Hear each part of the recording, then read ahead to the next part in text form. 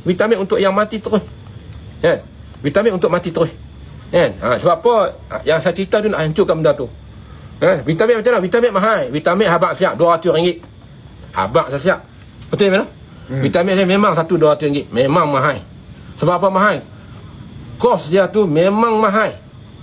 Sebab tu orang nak beli ke tak beli, saya tak kisah tentang vitamin tu. Tapi vitamin tu, tapi datanglah saya bukan beli, hati saya kesian. Lama-lama lagi saya kesian pula. Jangan pujuk saya, jangan pujuk. Pujuk jadi pujuk buah lalu. You know? Jangan pujuk saya. Hati saya lembut tuan-tuan. Tuan-tuan pujuk saya tak ada duit, saya lagi pelantai. Macam mana nak dapat vitamin? Pi kat bayu saya, tekan bayu tu. Pi kat bayu, tekan bayu. Pi kat bayu, tekan bayu.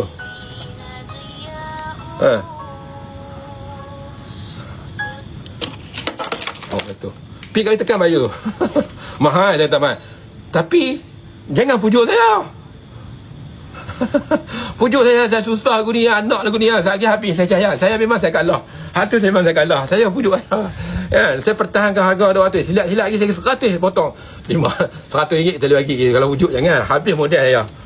Sebab kita kos dia, kalau tuan-tuan tengok dia main dalam bentuk kapsul, di dalam tu ekstrak 3 jenis herba daripada luar negara. Herba yang ada Malaysia saya ambil apa tongkat ali. Tongkat ali tu ibarat satu biji tu ibarat macam 10 kilo tongkat ali duduk dalam tu. Ekstrak macam tinggi. Maknanya kos dia tinggi. Sebab tu mahal. Ekstrak dapat mudah. Jangan puji saya ni.